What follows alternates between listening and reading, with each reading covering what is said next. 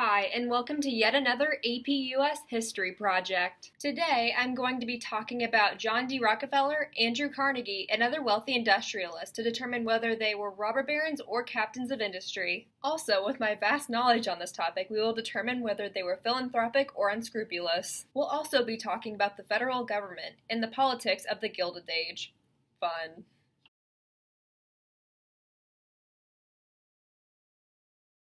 So the first industrialist that I'm going to be talking about today is John D. Rockefeller. As you probably know, John D. Rockefeller was an immensely wealthy man who had a massive influence during the early 1900s. But he was so much more than that. In 1870, he founded the corporation known as the Standard Oil Company, which was located in Cleveland, Ohio.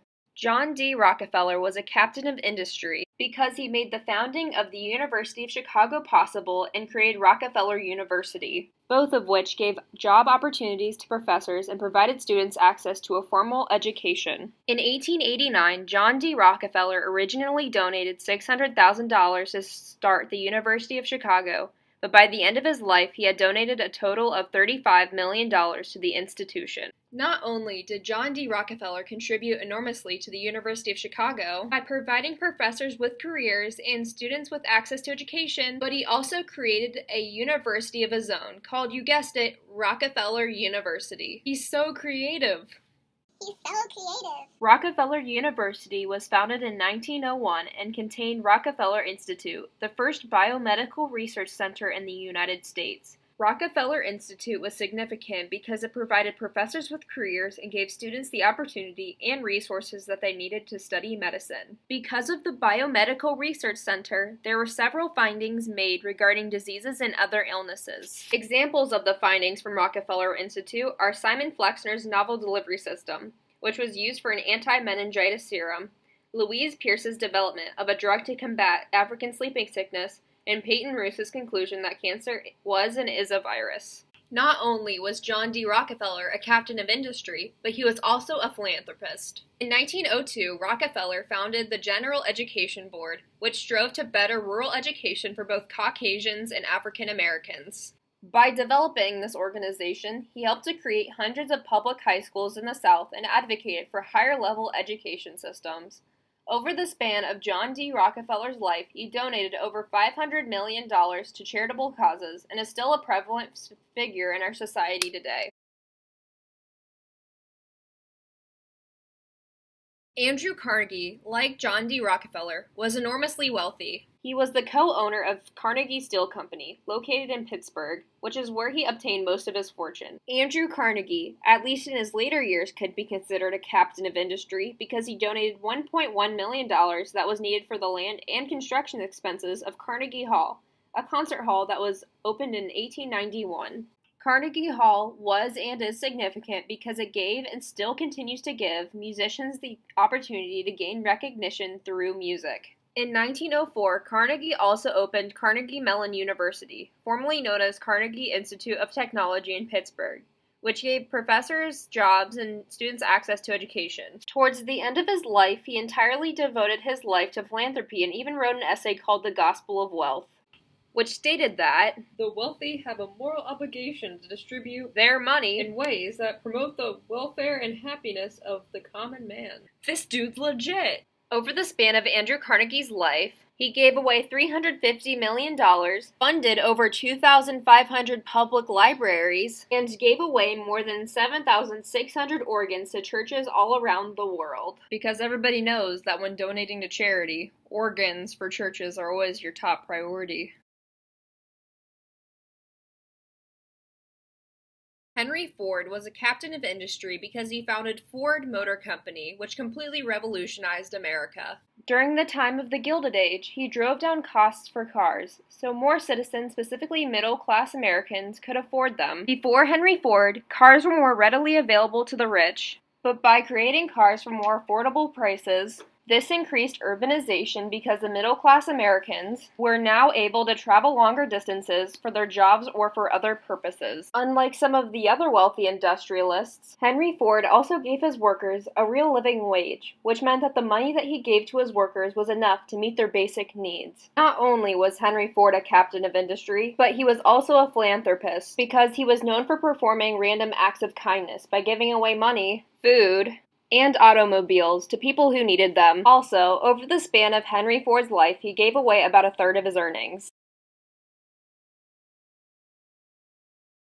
Jay Gould was a businessman who was known for a variety of things. His manipulation tactics, speculating, bribing, and most importantly for increasing the price of gold to increase his own personal wealth. In 1869, Jay Gould bought a lot of gold on a pure capitalist market. However, he miscalculated when the federal government sold its gold. When the United States Treasury noticed that Gould had misused the governmental system, they too sold their gold, so that the price of it would decrease dramatically. So essentially, Jay Gould attempted to corner the gold market so that he could make more money. Unfortunately for Jay Gould, the United States Treasury found out and his entire plan was for nothing. You're a captain of industry and a philanthropist. You're a captain of industry and a philanthropist. Everybody's a captain of industry and a philanthropist. Well, except for you. An interview with Jay Gould. Hello, Jay Gould. My name is Jay Gould, thank you.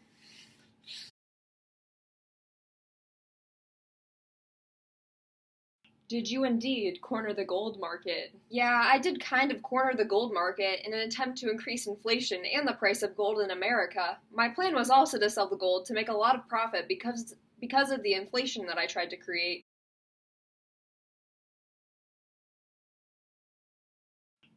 Didn't you also not pay your workers very well? Yeah, when I worked for the Union Pacific Railroad, I decreased the wages of my Chinese laborers in my mines down to $27 a month. The pay that you provided to your workers was unlivable. Have you at least done something good for our country? Nope, not really. So you're unscrupulous? I guess so.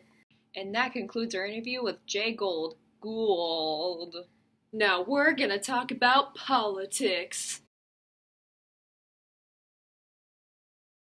The politics of the federal government during the Gilded Age promoted industrial development and market capitalism because of the government-funded railroad companies and also the protective tariffs. During the time of the Gilded Age, transportation using railroads was incredibly prevalent since people and goods were able to travel more cheaply and quickly. Since the idea of westward expansion, manifest destiny, was still widespread, the building of the Transcontinental Railroad was important because it would connect the Union Pacific Railroad located in Omaha, Nebraska to the Central Pacific Railroad in Sacramento, California, with the railroads joined in Promontory, Utah. Now I'm sure that you guys are all asking yourselves, what does the government have to do with all this? Well, let me tell you. The government helped fund the railroad companies who were willing to take on the building of the Transcontinental Railroad. The government gave the railroad companies anywhere from $16,000 to $48,000 for each mile of track laid. Not only did the government fund the companies who were willing to build the Transcontinental Railroad, but they also offered them copious amounts of land. For every mile of track that was laid by the Central and Union Pacific Railroads, they would receive 640 acres of public land, which when you think about it is pretty significant.